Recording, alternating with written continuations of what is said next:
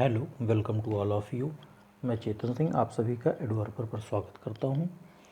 आज हम लोग 12th फिजिक्स में ऑब्जेक्टिव क्वेश्चंस करेंगे। ये ऑब्जेक्टिव क्वेश्चंस हम लोग देखते हैं। फर्स्ट आपका है पहला क्वेश्चन, 8 कूलाम ऋण आवेश में विद्यमान इलेक्ट्रॉनों की संख्या। तो आप जानिए कि एक कूलाम में जो इलेक्ट्रॉनों की संख्या होती है, एक कूलाम में इलेक्ट्रॉन की संख्या ये होती है 6.25 इंटू 10⁻18। इतने इलेक्ट्रॉन होते हैं और कितने हैं 8 कूलाम। तो इसका मतलब इसमें हम 8 से मल्टीप्लाई कर दें। 8 से मल्टीप्लाई करने पर ये वैल्यू आ जाएगी आपकी 5 इंटू 10⁻19। 5 इंटू 10⁻19 ये इलेक्ट्रॉन इसमें मौजूद होंगे। इसका मतलब ये आपका ए वाला विकल्प सही है। दूसरा वाला देखते हैं, निर्वात की विद्युतशीलता का मात्रक क्या है। तो निर्वात की विद्युतशीलता का मात्रक कूलाम स्क्वायर पर न्यूटन मीटर स्क्वायर। तो कूलाम स्क्वायर पर न्यूटन मीटर स्क्वायर मतलब ए वाला विकल्प आपका सही है।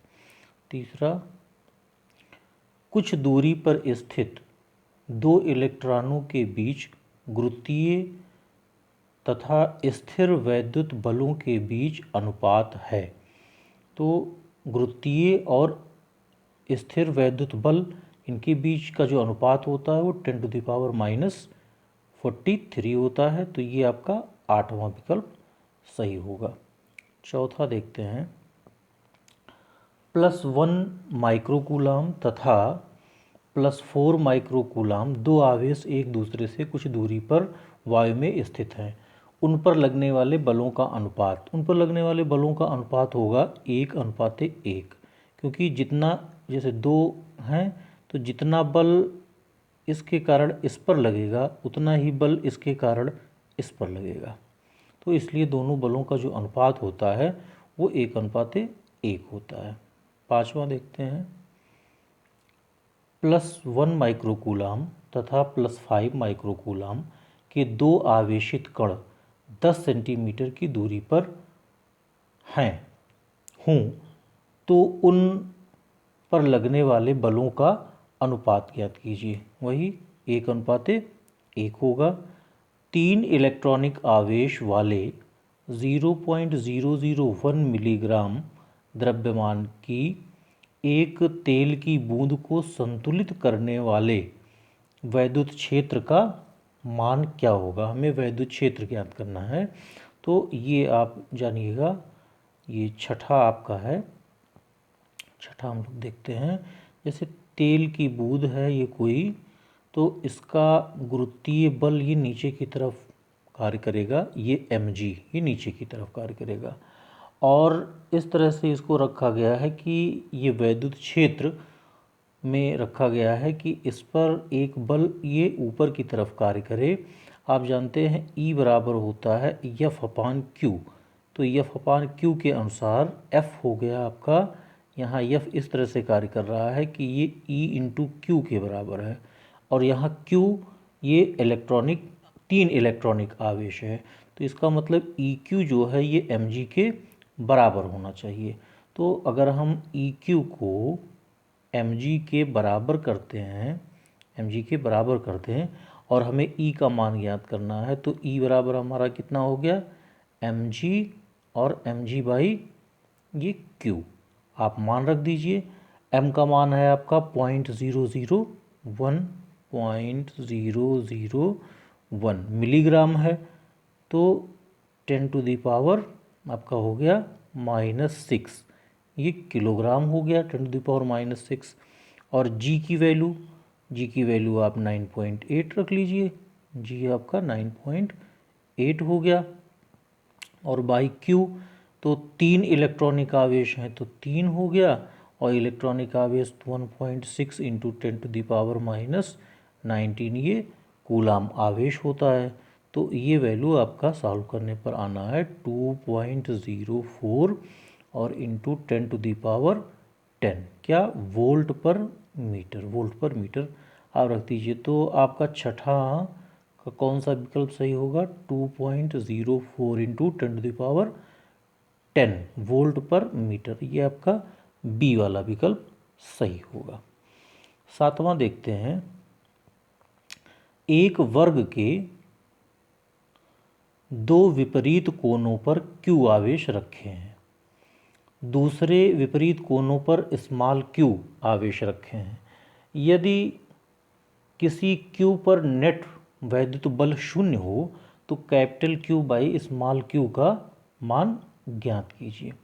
देखिए वर्ग है तो आप वर्ग बना लीजिए, एक वर्ग है, इसके दो विपरीत कोनों पर, यहाँ अगर कैपिटल Q, यहाँ कैपिटल Q है और ये आपके स्मॉल q और स्मॉल q हैं, यहाँ स्मॉल q और स्मॉल q है। किसी कैपिटल Q पर आवेश किसी कैपिटल Q पर नेट वैद्युत बल शून्य हो तो Q बाई Q का मान ज्ञात कीजिए। मान लेते हैं कि यहाँ आपका नेट वैद्युत बल शून्य है, तो यहाँ नेट वैद्युत बल शून्य होने का मतलब इनके बीच लगने वाला बल, इन आवेशों के बीच लगने वाला बल, इन आवेशों के बीच लगने वाले बलों का जो परिमाण होगा वो शून्य होगा।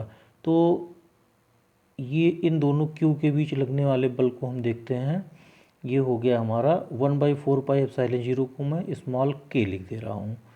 ये हो गया आपका Q, फिर स्मॉल q बाई, अगर वर्ग के भुजा को हम a ले लें तो बाई a² हो गया। और यही ये इसके कारण भी होगा, इन दोनों आवेशों के कारण भी यही होगा। तो इसको हम 2 लिख देते हैं, दोनों का योग हो गया, और प्लस ये जो विकर्ण में है कैपिटल Q, तो ये हो गया k 1/4πε0 और Q इंटू Q और बाई विकर्ण का माप होगा, विकर्ण जैसे आपका भुजा a² फिर प्लस a², तो ये कितना हो गया आपका 2a²। तो यही जो आपका भुजा का वर्ग विकर्ण होगा ये होगा √2a², मतलब a√2, और a√2 इसका जब हम वर्ग करेंगे तो यही हमारा 2a² फिर आना है। तो यहाँ हम लिख सकते हैं 2a², और ये आपका कितना हो गया? शून्य हो गया। ये वैल्यू हमारी कितनी हो गई? शून्य हो गई। अच्छा, थोड़ा सा एक चीज़ और भी हमें ध्यान देना है कि यहाँ जैसे इस पर ये बल की दिशा होगी, इस पर ये होगी, इस पर ये होगी, तो इनका वियोजन जब हम इसके फॉर्म में करेंगे और इनके बीच का कोण थीटा ले लें तो हमें ये Q cos थीटा भी लिखना चाहिए। तो यहाँ cos थीटा, तो यहाँ थीटा कितना होगा? 45 अंश होगा, थीटा यहाँ 45 अंश होगा। तो इस तरह से हम ये देखेंगे कि हमारी वैल्यू कितनी आ जाएगी। यहाँ से हम कॉमन ले लें, कितना? k into capital Q by a²। तो आइए देखते हैं, k इंटू कैपिटल Q और बाई a², ये आप कॉमन ले लीजिए। अब बचेगा कितना आपका?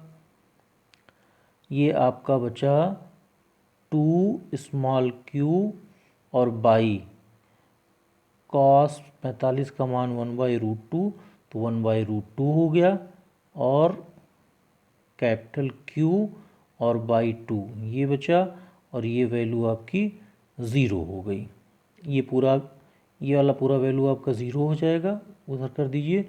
इसका मतलब हम लिख सकते हैं 2q बाई √2 ये बराबर माइनस कैपिटल Q बाई 2। तो इसे ये हो गया हमारा √2 और स्मॉल q, और ये बराबर हो गया √2 बाई √2 स्मॉल q, ये इक्वल्स टू हो गया माइनस q बाई 2। तो ये 2 से यहाँ मल्टीप्लाई हो जाएगा, और q बाई स्मॉल q, तो कैपिटल Q और बाई स्मॉल q, इसकी वैल्यू कितनी हो गई? -2√2। ये बहुत अच्छा सवाल है, तो आपका ये वैल्यू कितना आ गया, बी विकल्प आपका सही होगा। कितना होगा, -2√2। चलिए आगे का सवाल देखते हैं। 7 क्वेश्चन नंबर 7 के बाद ये 1 नंबर का बहुविकल्पीय प्रश्न बनता है आपका। अब 8वां आइए देखते हैं। सवाल नंबर आपका 8 है। एक निश्चित दूरी r पर स्थित दो समरूप गोलों पर आवेश +4q तथा -q है। गोलों के बीच आकर्षण बल F है। यदि दोनों गोलों को स्पर्श कराकर पुनः उसी r दूरी पर रख दिया जाए तो उनके बीच लगने वाला बल कितना होगा। तो ये देखिए, जैसे जो F का मान होगा, ये हो गया K ले लिया 1/4πε0 को, और एक 4Q है और एक है आपका 2Q है, और बाई r², दोनों के बीच की दूरी ये r² है। तो ये कितना हो गया हमारा, ये आप लिख सकते हैं K और 4 दूना 8 और Q²/r²। इसे आप नोट किए रहिए, अभी आपकी फिर आवश्यकता लगेगी। अब क्या है कि दोनों गोलों को स्पर्श कराकर पुनः रख दिया जाता है, तो स्पर्श कराने के बाद दोनों गोलों पर आवेश का मान क्या होगा। एक पर आप देखिए +4q है, एक पर +4q और दूसरे पर है -2q। दोनों को जोड़ लीजिए और जोड़ करके आधा कर दीजिए, तो जोड़ लेंगे तो ये +2q हो गया, और इसका फिर बटा 2 कर दीजिए, इसका मतलब q हो गया। तो दोनों गोलों पर आवेश अब कितना हो गया, q और फिर q, इस पर भी q हो गया और इस पर भी q हो गया, दोनों के बीच की दूरी r हो गई। अब जो लगने वाला नया बल F' होगा वो कितना हो गया, k Q1 Q2 मतलब Q²/r²। तो वहाँ हम देख रहे थे कि 8Q आया था, तो और ये इस वैल्यू की जगह पे हम क्या लिख सकते हैं, तब F/8। तो इसका मतलब कि बल का जो मान हो जाएगा वो F/8 हो जाएगा। ये आपका 8वां विकल्प सही होगा। 8वां विकल्प कह रहे हैं, 8वें का डी विकल्प ये आपका सही होगा, 8वें का डी। 9वां देखते हैं, इसी तरह का 9वां है कि दो आवेश Q तथा Q को जोड़ने वाली रेखा के मध्य बिंदु पर एक स्मॉल q रख दिया जाता है। यह तीनों आवेश निकाय संतुलन में है, तो स्मॉल q का मान ज्ञात कीजिए। अब ये देखते हैं कि ये Q है और ये आपका Q है, और यहाँ एक स्मॉल q ये रख दिया जाता है और संतुलन में है। ये तीनों निकाय जो है ये संतुलन में है, तो तीनों निकाय अगर संतुलन में है तो लगने वाले बल का मान नहीं, स्मॉल q का मान क्या होगा, इस स्मॉल q का मान ज्ञात करना है। तो देखिए, इनके बीच लगने वाला जो प्रतिकर्षण बल होगा इनके बीच लगने वाले आकर्षण बल के बराबर होगा। तो प्रतिकर्षण बल आपका कितना हुआ, k मान लेते हैं 1/4πε0 को, ये हो गया आपका q और बाई r², इनके बीच की दूरी। ऐसे यहाँ k और q बाई ये दूरी जो है आधी हो गई यहाँ तक, तो r/2 मतलब r²/4, तो 4 को ऊपर कर दे रहे हैं, यहाँ हो गया आपका k से k कैंसिल हो गया, r² से आपका r² कैंसिल हो गया, एक q से एक q कैंसिल हो गया। तो q की वैल्यू कितनी होगी, एक तो ये जानिएगा संतुलन में तभी होगा जब ये आपका ऋणात्मक होगा, तो q आपका कितना हो गया, -4q, -4 नहीं 4q, q/4 आएगा, ये आपका आएगा -q/4, क्योंकि 4q यहाँ है तो q बराबर हो गया -q/4। तो -q/4 ये कौन सा विकल्प होगा आपका, -q/4, ये आपका 9वें का बी विकल्प होगा। 10वां देखते हैं, दो बिंदु आवेश पहले वायु में तथा फिर के परावैद्युतांक वाले माध्यम में उतनी ही परस्पर दूरी पर रखे जाते हैं। दोनों दशाओं में आवेशों के बीच लगने वाले बलों का अनुपात है। तो ये 10वां देखिए, 10वां आपका है कि पहले वायु में रखे जाते हैं, तो जब वायु में रखे गए और फिर के परावैद्युतांक में रखा जाएगा तो 1/k गुना ये कम हो जाएगा। तो 1/k गुना कम हो जाने का मतलब कि अगर पहले k था तो अब ये 1 हो गया।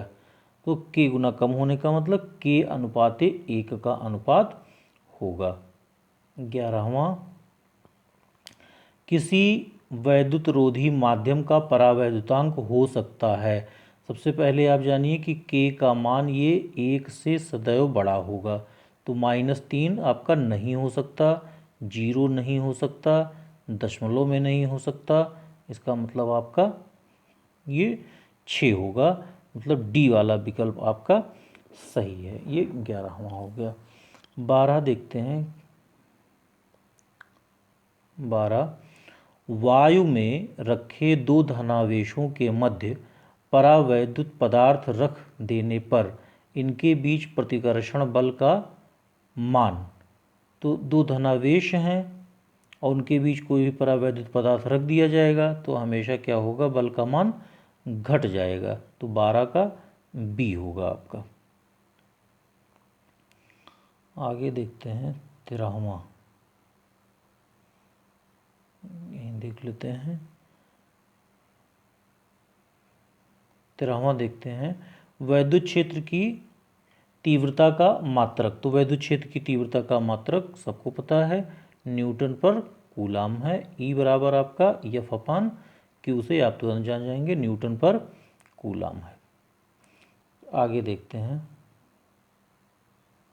क्वेश्चन नंबर आपका 14।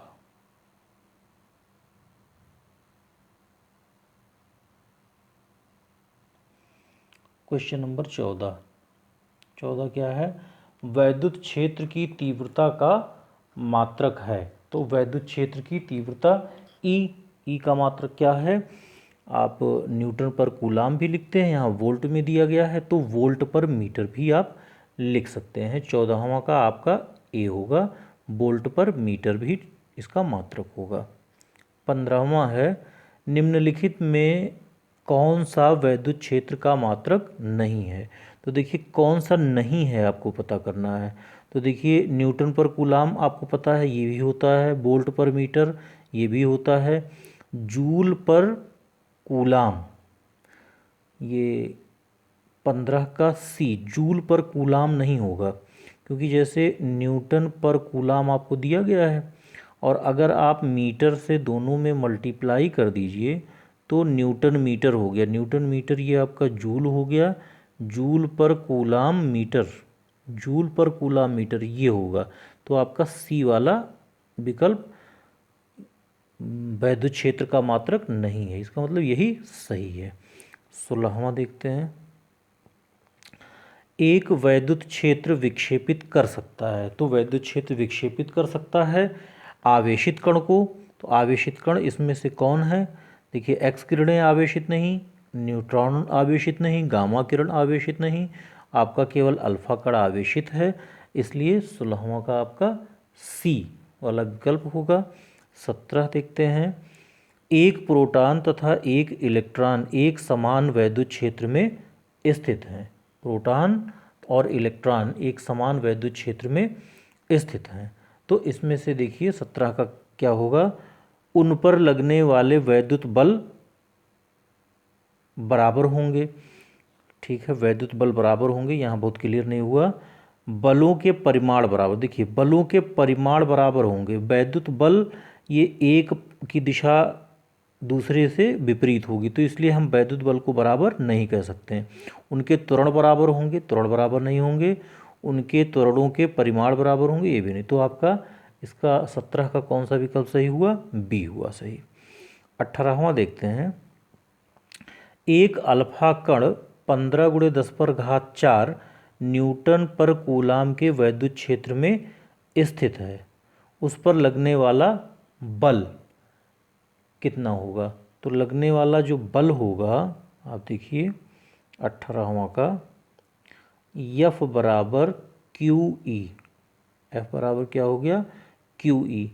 और Q अल्फ़ा कण है आपका, तो अल्फ़ा कण का मतलब हो गया 3.2 और इंटू 10⁻19, 10⁻−19, इतना कूलाम इस पर धनावेश हो गया। और ई का मान आपको दिया गया है 15×10⁴, तो इंटू 15 इंटू 10⁴ आप मल्टीप्लाई कर दीजिए, तो मल्टीप्लाई करने पर कितना आएगा? 4.8 और इंटू 10⁻−14, 4.8 इंटू 10⁻−14, इतना न्यूटन। कौन सा विकल्प आपका सही हुआ? ए वाला सही हुआ। ये आपका 18वां का ए सही है। 19 देखते हैं।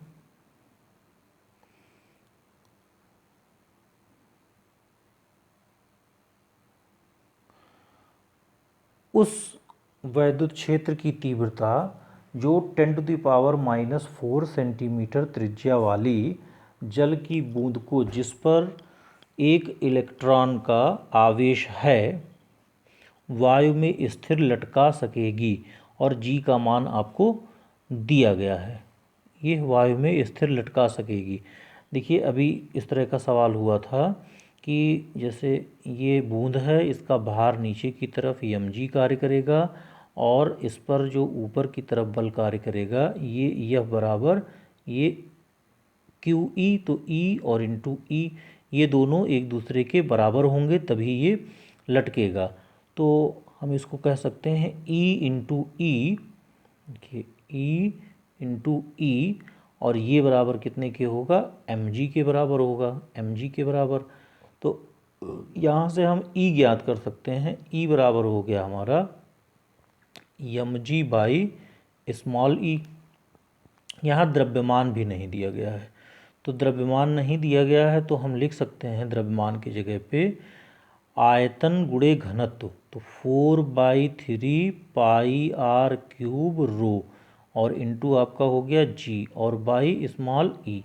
इन सब का मान आप रख दीजिए, तो सबका मान आप रखेंगे, आपका हो गया 4/3, पाई का मान 3.14, और r का मान आप मीटर में कन्वर्ट कर लीजिए, तो हो गया आपका कितना? 10⁻⁻6, और रो का मान ये 1 इंटू 10⁻³ किलोग्राम पर मीटर क्यूब होता है। जी की जगह पे आप 10 रख दीजिए, इलेक्ट्रॉन का आवेश आपको मालूम है।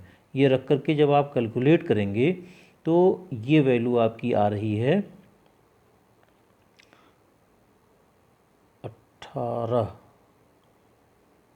18 नहीं 19वां है ये, हाँ 19वां का, ये 2.62, 19वां है ये 2.62 इंटू 10⁵ न्यूटन आ रहा है। तो इसका मतलब ये विकल्प आपका सी वाला सही है। 20 है, दूरी स्मॉल r पर स्थित दो बिंदु आवेश प्लस q तथा माइनस q के बीच F बल है। यदि एक आवेश स्थिर हो और दूसरे उसके चारों ओर r त्रिज्या के एक वृत्त में चक्कर काटे, तो किया गया कार्य आपको ज्ञात करना है। देखिए 20वां ये कह रहा है कि एक आवेश स्थिर हो और दूसरा आवेश इसके चारों ओर चक्कर काटे, तो चारों ओर चक्कर काटने में किया गया कार्य ये W बराबर F इंटू डी होगा, जहाँ D आपका विस्थापन हुआ, और विस्थापन एक पूरा चक्कर काटने में आपका 0 हो जाएगा। तो बल तो लगेगा, लेकिन विस्थापन 0 होने के कारण किया गया कार्य आपका 0 होगा। तो इसमें कोई किया गया कार्य नहीं हुआ, तो 20वां का आपका डी विकल्प सही होगा। अगला देखते हैं।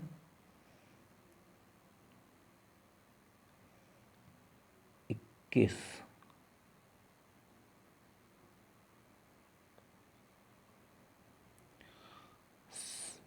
प्रश्न संख्या 21 है, 21 है।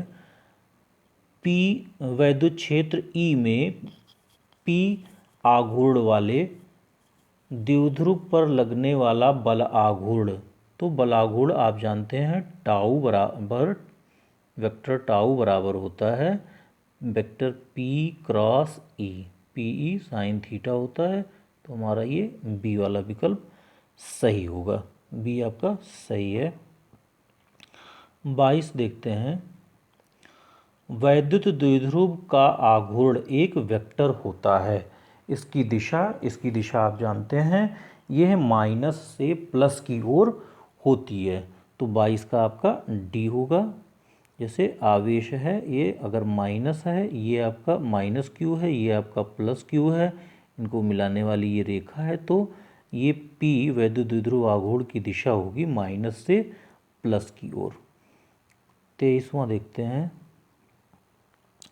5 कूलाम आवेश के दो बराबर तथा विपरीत आवेशों के बीच की दूरी 5 सेंटीमीटर है। द्विध्रुव आघूर्ण का मान ज्ञात कीजिए। P बराबर कितना होता है 2QL।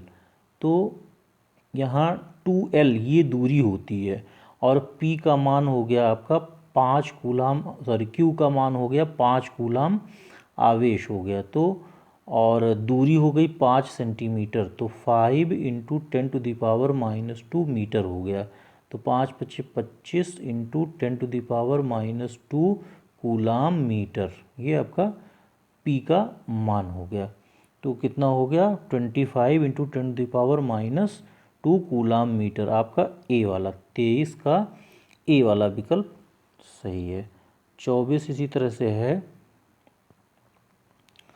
2 माइक्रो कूलाम के दो बराबर तथा विपरीत आवेश की दूरी 3 सेंटीमीटर है, इसका वैद्युत द्विध्रुव आघूर्ण ज्ञात कीजिए। तो ये भी P बराबर 2QL, तो 2 माइक्रो कूलाम, तो 10⁻⁻6 ये कूलाम हो गया और 3 सेंटीमीटर है, तो × 3 × 10⁻⁻², तो आपका हो गया 6 × 10⁻⁸ कूलाम मीटर। तो बी वाला विकल्प ये सही होगा। 6 × 10⁻⁸ कूलाम मीटर, ये कूलाम मीटर इसका मात्रक है, तो बी वाला विकल्प सही है। ये 24 था। 25 देखते हैं।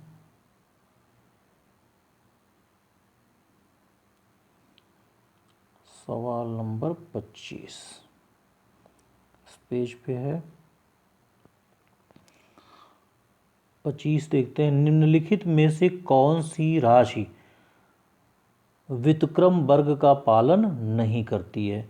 तो एक बिंदु आवेश के कारण वैद्युत क्षेत्र की तीव्रता ये व्युत्क्रम वर्ग का पालन करती है। E बराबर 1/4πε0 और Q/r² ये होता ही है 1/4πε0 और Q/r² ये होता है।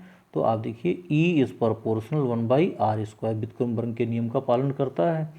और ये देखते हैं बी वाला कि एक वैद्युत द्विध्रुव के कारण दूरस्थ बिंदु पर वैद्युत क्षेत्र की तीव्रता वैद्युत द्विध्रुव के कारण नहीं होता है, क्योंकि ये E का मान होगा 1/4πε0, ये हो गया आपका P/r³, और किसी भी बिंदु के लिए होता है √, ये ऊपर ही है 1 + 3 cos² थीटा, 1 + 3 cos² थीटा। तो इस तरह से देखते हैं यहाँ E जो है E इज प्रोपोर्शनल 1/r³ है, तो ये व्युत्क्रम वर्ग का पालन नहीं करता है। इसका मतलब 25 का कौन सा विकल्प सही होगा? बी सही होगा। 26 देखते हैं। ये भी उसी तरह का कुछ सवाल है। किसी वैद्युत द्विध्रुव के वैद्युत क्षेत्र की तीव्रता सुदूर बिंदुओं पर जिनकी दूरी r है अनुक्रमानुपाती है। तो वैद्युत द्विध्रुव के कारण अभी हमने बताया ये F इज प्रोपोर्शनल 1/r³ होता है। 27 देखते हैं। क्वेश्चन नंबर हमारा है 27। इलेक्ट्रॉन के आवेश, तो इलेक्ट्रॉन का आवेश हो गया आपका E एवं द्रव्यमान का अनुपात होगा E/m, इसको हम विशिष्ट आवेश भी कहते हैं। और इसका अनुपात क्या होगा, तो इसे आप जाने रहिए। ई का मान तो होता है 1.6 इंटू 10⁻⁻19 कूलाम हो गया, और एम इलेक्ट्रॉन का जो मास है ये 9.1 इंटू 10⁻⁻31 किलोग्राम। ये वैल्यू सॉल्व करने पर आना है 1.77। अब यहाँ विकल्प 77 है, 76 भी लिख सकते हैं आप, इंटू 10⁻11 इलेक्ट्रॉन, ये कूलाम पर किलोग्राम है, इतना कूलाम पर किलोग्राम। ये आपका 27 क्वेश्चन था। फिर अब आगे का देखते हैं। ये बहुविकल्पीय प्रश्न थे। अब आपके 1 नंबर के प्रश्न जो कि बहुविकल्पीय नहीं है, अति लघुत्तरीय प्रश्न हैं। कुछ अति लघुत्तरीय प्रश्नों को भी हम लोग जान लेते हैं। देखिए, जैसे अति लघुत्तरीय प्रश्न में हमारा पहला है कि एक धातु के गोले को वैद्युत से आवेशित किया जाता है, इस कथन का क्या तात्पर्य है।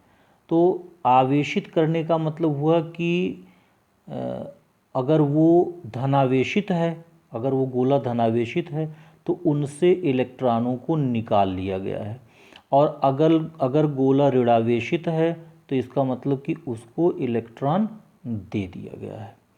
ये हुआ आपका। दूसरा देखिए, क्या किसी कण पर 1.6 इंटू 10⁻⁻20 कूलाम आवेश हो सकता है, 2.4 इंटू 10⁻⁻19 और 16 कूलाम। तो देखिए, वास्तव में जो आवेश है वो 1.6 इंटू 10⁻⁻19 कूलाम के इंटीग्रल मल्टीपुल में होना चाहिए। तो यहाँ 10⁻⁻20 दे दिया तो इसमें नहीं हो सकता, यहाँ 2.4 दे दिया तो ये नहीं हो सकता। तो क्या हो सकता है, जो 16 कूलाम है। अब 16 कूलाम है तो 1.6 बाई 10⁻⁻19 इंटू, तो ये सही होगा। तो इस तरह से 16 कूलाम वाले में हो सकता है, बाकी इन दोनों में नहीं हो सकता है, और इसमें हाँ होगा। तीसरा है 12.5 इंटू 10⁻18 इलेक्ट्रॉनों के आवेश की गणना कीजिए। तो इसमें इलेक्ट्रॉनों का जो आवेश होगा, आवेश का मान कितना होगा, Q बराबर होता है Ne। तो ये नंबर ऑफ इलेक्ट्रॉन हो गए आपके 12.5 इंटू 10⁻18, और इलेक्ट्रॉन का आवेश हो गया 1.6 इंटू 10⁻⁻19। तो ये आप गुणा कर लीजिए, गुणा करने पर ये आवेश का मान आ जाएगा 2 कूलाम। ये 2 कूलाम आवेश होगा। चौथा देखते हैं, 1 कूलाम आवेश में कितने इलेक्ट्रॉन होते हैं। तो आप जान लीजिए Q बराबर है Ne, और नंबर ऑफ इलेक्ट्रॉन आपको ज्ञात करना है Q बाई E। Q हो गया 1 कूलाम और इलेक्ट्रॉन हो गया 1.6 इंटू 10⁻⁻19। ये वैल्यू आप याद भी रखिएगा, आवश्यकता पड़ेगी कि 1 कूलाम में कितने इलेक्ट्रॉन होते हैं। तो 6.25 इंटू 10⁻18 इलेक्ट्रॉन, इतने इलेक्ट्रॉन होते हैं। वैद्युत आवेश के क्वांटीकरण से आप क्या समझते हैं। आवेश के क्वांटीकरण का मतलब हुआ आवेश का एक न्यूनतम मान E है, और जितने भी इलेक्ट्रॉन होंगे वो Ne के फॉर्म में होंगे, जहाँ N ये ±1 हो सकता है, ±2 हो सकता है, मतलब ये सब इंटीग्रल मल्टीपल में ही होंगे। 1E 2E ये माइनस में या प्लस में इस तरह से हो सकता है।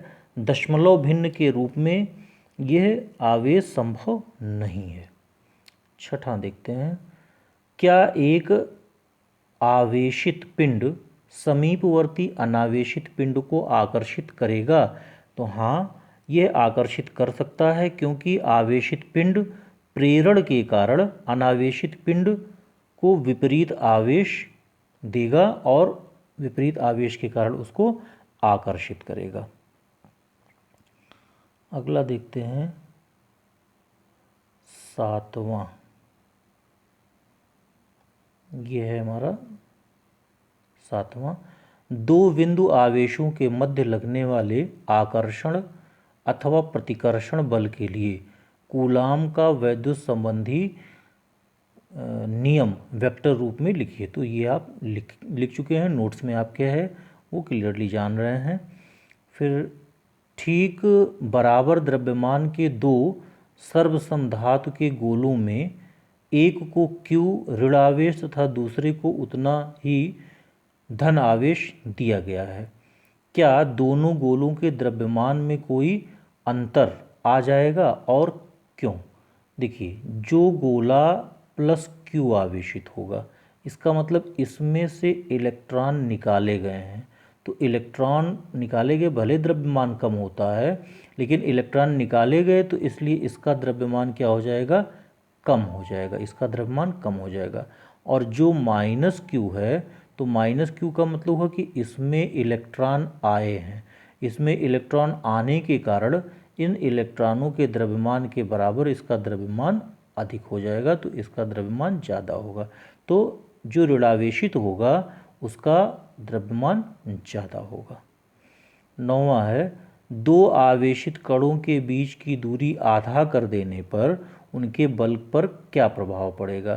तो आप जानते हो कि F इस प्रोपोर्शनल होता है 1/r²। और दूरी आप आधा कर दीजिए, तो दूरी आधा कर देंगे तो बल कितना हो गया? 4 गुना हो गया। तो बल 4 गुना हो जाएगा। 10वां है, एक निश्चित दूरी पर स्थित दो इलेक्ट्रॉनों के बीच बल F न्यूटन है। इससे आधी दूरी पर स्थित दो प्रोटॉनों के बीच वैद्युत बल कितना होगा? जितना इलेक्ट्रॉनों के बीच बल कार्य करेगा, उतना ही प्रोटॉनों के बीच बल कार्य करेगा। बल का तो मान उतना ही आया, लेकिन दूरी आधा कर देने के कारण अभी आगे वाले सवाल के अनुसार 9वां के अनुसार 4 गुना हो जाना चाहिए। इसका मतलब बल कितना हो गया आपका? 4F होगा। ये आपका 4F हुआ। अब देखते हैं अगला सवाल 10 के बाद, ये आपका 11वां सवाल। ये देखिए 11वां है, कुछ दूरी पर स्थित +2 माइक्रोकूलाम तथा -2 माइक्रोकूलाम आवेशों के बीच 10 न्यूटन आकर्षण बल कार्य करता है। यदि आवेशों को स्पर्श कराकर पुनः उतनी दूरी पर रख दिया जाए तो दोनों के बीच नया बल कितना होगा? ये 11वां देखते हैं। स्पर्श कराने के बाद जब रख दिया जाएगा तो नया बल कितना होगा? देखते हैं कि जैसे 2 माइक्रोकूलाम ये पॉजिटिव है और ये पॉजिटिव, इनको जोड़ लेते हैं, और 2 माइक्रोकूलाम आपका नेगेटिव है। 2 माइक्रोकूलाम आपका नेगेटिव है, जोड़ करके आधा करेंगे, इसका मतलब 0 हो गया। तो दोनों जो आवेश होंगे वो निरावेशित होंगे, इन पर Q का मान 0 होगा। तो Q का मान 0 होने पर इनके बीच कोई कूलाम बल कार्य नहीं करेगा, क्योंकि स्थिर आवेशित कणों के बीच कूलाम बल कार्य करता है। इसलिए इनके बीच लगने वाला बल अब कितना हो जाएगा? 0 हो जाएगा। सवाल नंबर 12 है, दो बिंदु आवेशों को वायु में एक निश्चित दूरी पर रखने पर उनके बीच 80 न्यूटन बल कार्य करता है। इन्हीं आवेशों को एक परावैद्युत माध्यम में कितनी दूरी पर रखा जाता है तो इस बल का मान 8 न्यूटन हो जाता है। परावैद्युत का मान ज्ञात कीजिए। आप देखिए 80 न्यूटन है, 80 न्यूटन बल कार्य कर रहा है और अब 8 न्यूटन हो जाता है। तो 8 न्यूटन होने का मतलब कि घट गया। तो आप जानते हो के परावैद्युत रखने पर घट जाता है मान, तो परावैद्युत का मान आपका कितना हो गया? आपका 10 हो गया परावैद्युत का मान।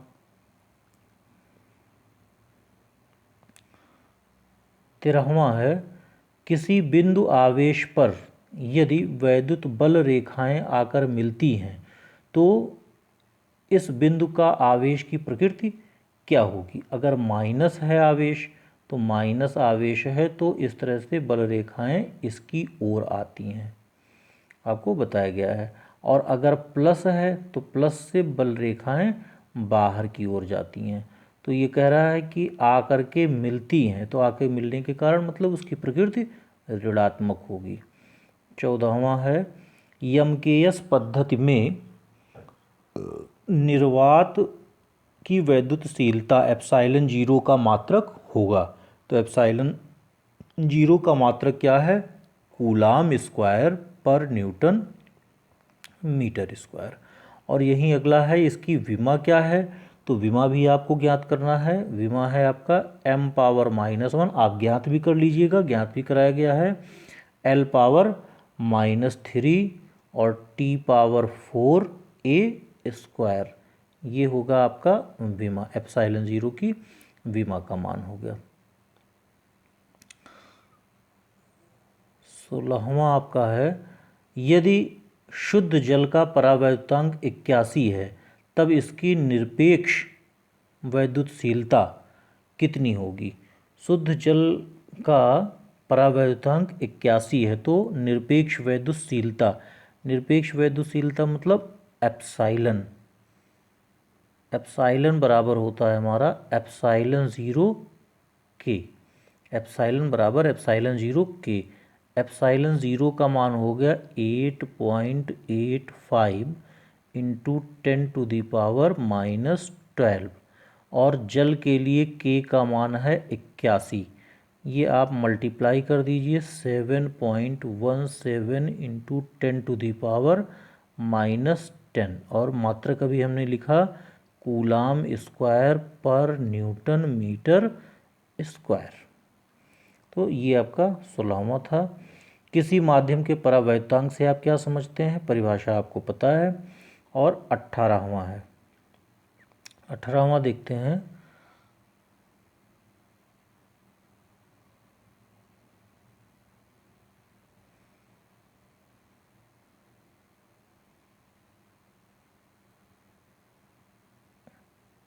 ये देखिए 18 का पहला है, दो बिंदु आवेशों के बीच स्थिर बल F यदि इन आवेशों को उतनी ही दूरी पर k बराबर 80, ये जल के लिए है, रख दिया जाए तब इनके बीच बल कितना होगा। तो आप जानते हैं कि F बल लग रहा है, अब जल के बीच में रख दिया जाएगा, तो जल के बीच में अगर रख दिया गया तो आपका k गुना कम हो जाएगा तो F/80 हो जाएगा। और यदि माध्यम पीतल रख दिया जाए, अगर यदि माध्यम पीतल रख दिया जाए तो पीतल के लिए k का जो मान होता है ये इनफाइनाइट होता है। पीतल के लिए k का मान इनफाइनाइट होता है। तो आपका बल हो गया F/इनफाइनाइट और F/इनफाइनाइट का मतलब हो गया ज़ीरो। F/इनफाइनाइट का मान ज़ीरो हो गया। 19वां है क्या कूलाम का नियम परमाणुवीय तथा नाभिकीय दूरियों के लिए भी सत्य है। तो अच्छा एक मिनट, ये आपका पीतल वाले के लिए है, पीतल के लिए आपका F/K हमने लिखा ना, और K का मान 0 हो गया। नहीं, K का मान हमने क्या बताया, क्या K का मान इनफाइनाइट, हाँ तो K का मान इनफाइनाइट हो गया। तो F/इनफाइनाइट इसका मतलब कोई भी बल कार्य नहीं करेगा। हमको बल ज्ञात करना था, तो कोई भी बल कार्य नहीं करेगा, 0 बल हो जाएगा।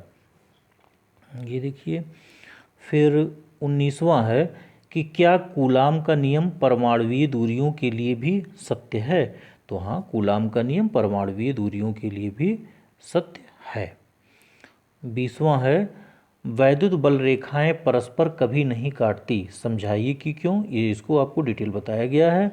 ये वैद्युत बल रेखाएं परस्पर काटती हैं तो वो कटान बिंदु पर दो स्पर्श रेखाएं को प्रदर्शित करेंगी और वो दो वैद्युत क्षेत्र को प्रदर्शित करेगा, जो कि संभव नहीं है। और 21वां है आपका वैद्युत क्षेत्र की तीव्रता, परिभाषा, मात्रक एवं विमा लिखिए। एक कूलाम बिंदु आवेश वायु में 1 मीटर की दूरी पर कितना वैद्युत क्षेत्र उत्पन्न करता है। तो ये दोनों ही आप कर सकते हैं, परिभाषा मात्रक आपको पता है।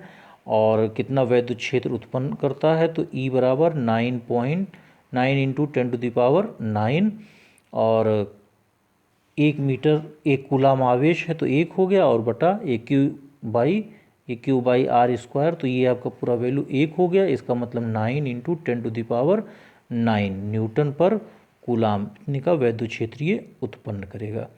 और 22वां है, एक इलेक्ट्रॉन तथा एक प्रोटॉन एक समान वैद्युत क्षेत्र में रखे गए हैं, किसका त्वरण अधिक होगा और किसका त्वरण कम होगा। तो आप जानते हैं कि दोनों ही, जैसे F का मान दोनों पर बराबर होगा।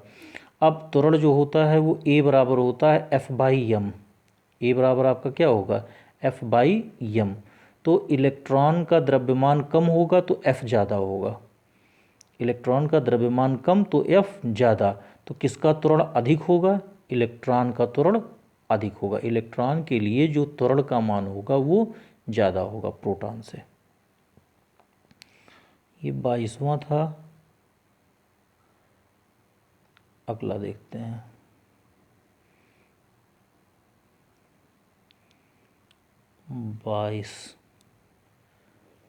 क्वेश्चन नंबर 23 देखते हैं। यहाँ होगा अगले पेज पर आपका क्वेश्चन नंबर 23 है ये।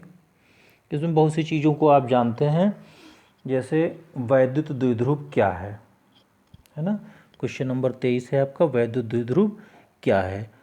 दो समान और विपरीत अल्प आवेश है ना, ये अगर कुछ दूरी पर स्थित एक निकाय बनाते हैं तो इसी निकाय को हम क्या कहते हैं, वैद्युत द्विध्रुव कहते हैं। वैद्युत द्विध्रुव आघूर्ण क्या है, इसका मात्रक विमा लिखिए, यह सदिश राशि है, अदिश राशि है ना। इसकी दिशा भी बताइए। तो इस पर पूरी चर्चा हो गई है, आप स्वयं लिख सकते हैं। क्वेश्चन नंबर आपका है 25। एक माइक्रोकूलाम के दो बराबर एवं विपरीत आवेश ये 2 मिलीमीटर दूरी पर रखे हैं, वैद्युत द्विध्रुव आघूर्ण।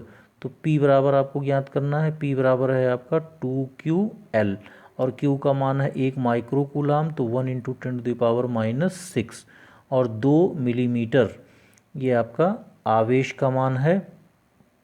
2 मिलीमीटर ये दूरी है, तो 2 इंटू 10⁻³ ये मीटर हो गया। तो 2 इंटू 10⁻⁹, 2 इंटू 10⁻⁹ क्या, कूलाम मीटर।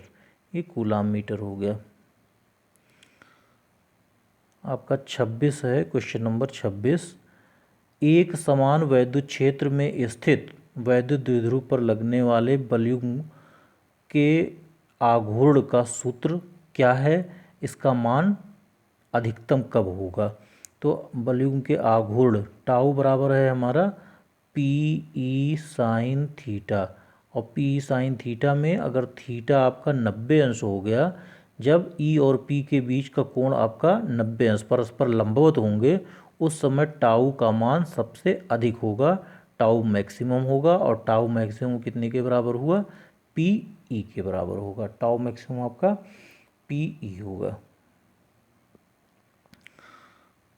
अगला देखते हैं 27। वैद्युत द्विध्रुव की अक्षीय स्थिति में किसी बिंदु पर वैद्युत क्षेत्र की तीव्रता का सूत्र लिखिए। तो अक्षीय स्थिति में आपका क्या है, E बराबर 1/4πε0, और क्या हो गया, Q/R 2P/R³। एक मिनट, आपका हो गया 2P और R³, ये अक्षीय स्थिति में हो गया।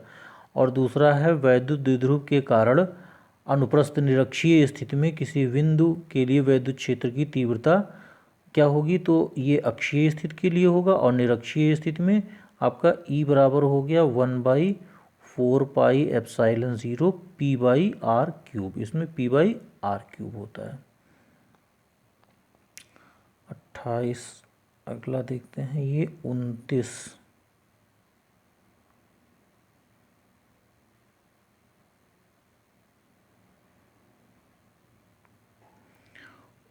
है, इसमें ε0 का मात्रक लिखना है, आपको बताया गया है। 30वां है कि दो आवेश माइनस क्यू व माइनस क्यू के परस्पर d दूरी पर स्थित हैं। किन बिंदुओं पर परिणामी वैद्युत क्षेत्र दोनों आवेशों को मिलाने वाली रेखा के समांतर होगी? तो आवेशों दोनों, एक प्लस क्यू है एक माइनस क्यू है, दो आवेश आपका, ये तीसवां है, ये एक प्लस क्यू है, ये थोड़ा सा करेक्शन करिएगा, एक प्लस क्यू है एक माइनस क्यू है और ये परस्पर d दूरी पर है। और परिणामी वैद्युत क्षेत्र की तीव्रता कब समांतर होगी? तो जैसे एक पॉजिटिव हो गया और एक नेगेटिव हो गया ये आपका, और इसको मिलाने वाली रेखा की लंबार्धक रेखा पर अगर कोई भी बिंदु होगा तो यहाँ जो आपका वैद्युत क्षेत्र की तीव्रता होगी वो आपका समानांतर होगा इनको मिलाने वाली रेखा के। जो इस तरह से निरक्षीय स्थिति पर कोई भी वैद्युत क्षेत्र की तीव्रता मिलती है तो आवेश के बाहर और इनको मिलाने वाली रेखा पर, इनको मिलाने वाली रेखा के लंबार्धक रेखा पर, तो यहाँ आपका वैद्युत क्षेत्र इसके समानांतर होगा। 31 है, एक बिंदु आवेश से दूर जाने पर आवेश के कारण उत्पन्न वैद्युत क्षेत्र घटता है। यही बात लघु वैद्युत द्विध्रुव के लिए भी सत्य है। क्या दोनों में वैद्युत क्षेत्र समान दर से घटता है? तो नहीं। बिंदु आवेश के कारण जो वैद्युत क्षेत्र घटता है वो E इज प्रोपोर्शनल 1/r² होता है, जबकि वैद्युत द्विध्रुव के कारण जो ये घटता है वो E इज प्रोपोर्शनल 1/r³ होता है। तो वैद्युत द्विध्रुव में तेजी से घटता है जबकि बिंदु आवेश के कारण धीरे घटता है। 32 देखते हैं।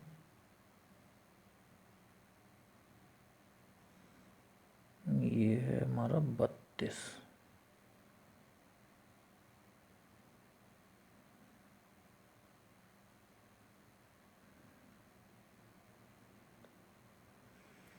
एक वैद्युत द्विध्रुव एक समान वैद्युत क्षेत्र में स्थित है, एक समान वैद्युत क्षेत्र में स्थित है। क्या वैद्युत द्विध्रुव पर कोई नेट बल कार्य करता है या नेट बल आरोपित है? तो एक समान वैद्युत क्षेत्र में रखा हुआ है तो उस पर कोई भी नेट बल कार्य नहीं करेगा, नेट बल शून्य होगा, कोई भी नेट बल कार्य नहीं करेगा। यदि वैद्युत क्षेत्र असमान है तो हाँ, असमान अगर है तो उस पर एक नेट बल कार्य करेगा। 33 है, एक वैद्युत द्विध्रुव एक समान वैद्युत क्षेत्र में इस प्रकार स्थित है कि इसका आघूर्ण P वैद्युत क्षेत्र E की दिशा में संरेखित है। वैद्युत द्विध्रुव का संतुलन अस्थायी है अथवा अस्थायी। तो जब दोनों की दिशाएं एक ही हैं, P की दिशा और E की दिशा ये संरेखित हैं, मतलब या तो उसी दिशा मतलब समान दिशा में होगा या विपरीत दिशा में होगा, संरेखित है तो उस समय अस्थायी होगा। और यदि P व E विपरीत दिशाओं में है तब, अगर P की दिशा, जैसे ये P की दिशा और E की दिशा अगर विपरीत दिशाओं में है तो विपरीत दिशा में होने के कारण ये अस्थायी होगा। विपरीत दिशा में अस्थायी और समान दिशा में अस्थायी होगा। 34 है, एक वैद्युत द्विध्रुव को असमान वैद्युत क्षेत्र में समांतर और नंबर 2 अभिलंबवत रखा जाता है। वैद्युत द्विध्रुव के गति की विवेचना कीजिए। अब देखिए, जब पहले है जब नंबर 1 समांतर रखा जाता है कि 34 है, जब समांतर रखा जाएगा तो वैद्युत द्विध्रुव पर एक परिणामी बल लगेगा जिससे यह परिणामी बल की दिशा में गति करेगा। असमान वैद्युत क्षेत्र में रखा गया है तो उस पर बल लगेगा और परिणामी बल की दिशा में ये गति करेगा। और दूसरा जो है अभिलंबवत रखा जाता है, तो जब अभिलंबवत रखा जाएगा तो यह परिणामी बल की दिशा में तो गति करेगा ही करेगा, लेकिन अभिलंबवत होने के कारण उस पर एक बलयुग्म भी कार्य करेगा जिससे यह स्थानांतरीय गति के साथ साथ घूर्णन गति भी करेगा। ये स्थानांतरीय गति मतलब स्थानांतरण भी होगा इसका और घूर्णन गति भी करेगा। जैसे आपके साइकिल का पहिया जब सड़क पे चलता है तो इस तरह का गति होना चाहिए। क्वेश्चन नंबर आपका 35 देखते हैं।